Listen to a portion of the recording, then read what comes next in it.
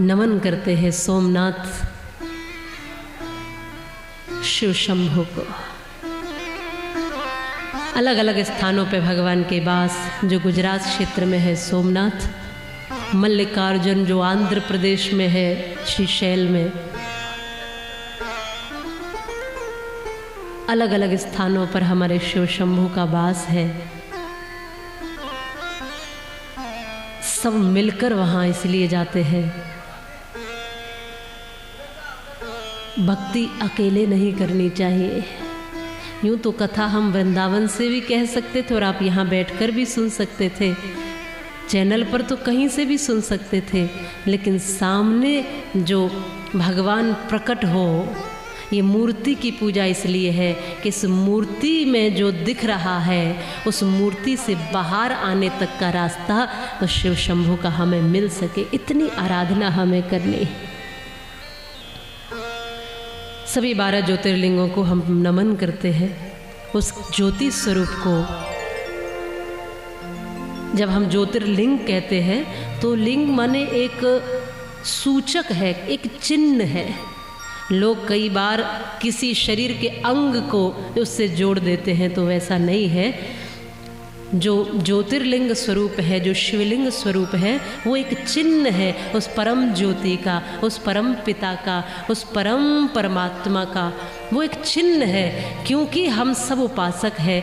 और वैसे तो वो निराकार है, लेकिन उसकी उपासना करने के लिए कोई चिन्ह तो चाहिए ना, किसी न किसी तरीके का चिन्ह तो चाहिए, कोई प्रतिमा, कोई मूर्ति, कुछ न कुछ तो चाहिए।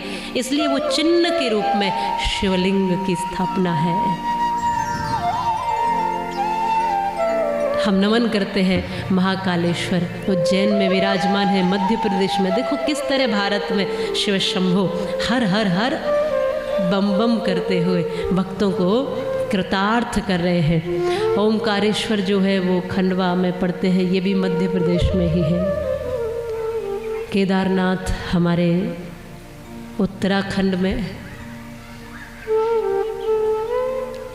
पहाड़ों पर देखोगे तो भी बसता है, इस धरती पर देखोगे तो भी बसता है। और सही बात तो यह है कि इसके मूल में देखोगे तो भी वो बसता ही है।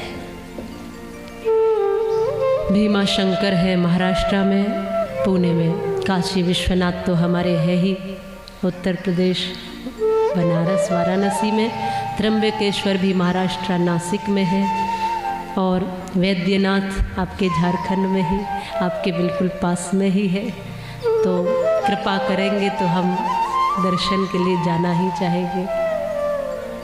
तो वो देवघर में भगवान शिव शंभु का पावन स्थान। अच्छा, कौन सी जगह ऐसी है जहाँ वो नहीं है? अनुभव करके देखो तो सारे तीर्थ आँखों के सम्मुख प्रकट हो जाते हैं। आंखें खोलोगे तो दिखते हैं, आंखें बंद करोगे तो दिखते हैं।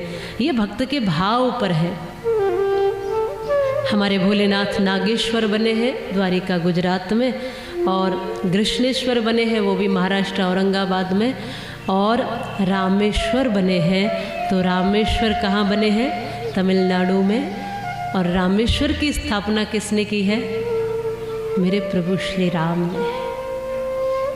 जिनको भजते हैं शिव, और जो भजते हैं शिव को, एक दूसरे को जो इष्ट मानते हैं, आप ये नहीं सोच सकते कि कौन किसकी आराधना कर रहा है। और सही मायने में देखोगे तो वो कुछ अलग है भी नहीं।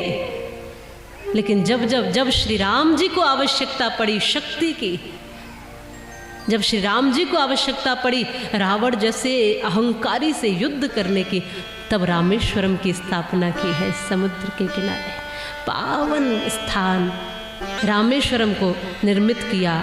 वो तो स्वयं निर्मित ही है, लेकिन फिर भी आराधना के लिए जब श्री राम जी को किसी चिन्ह की आवश्यकता पड़ी, जो लोग कहते हैं कि मंदिरों की ज़रूरत नहीं, मूर्ति की ज़रूरत नहीं और बाकी अन्य चीज़ों की ज़रूरत नहीं, तो प्रभु श्री राम जी को भी तो किसी चिन्ह की आवश्यकता पड़ी। जब उन्होंने उसको रामेश्वरम के रूप में उस शक्ति को स्थापित किया, तो निश्चित ही हम सबको शक्ति की आवश्यकता पड़ती ही पड़ती है।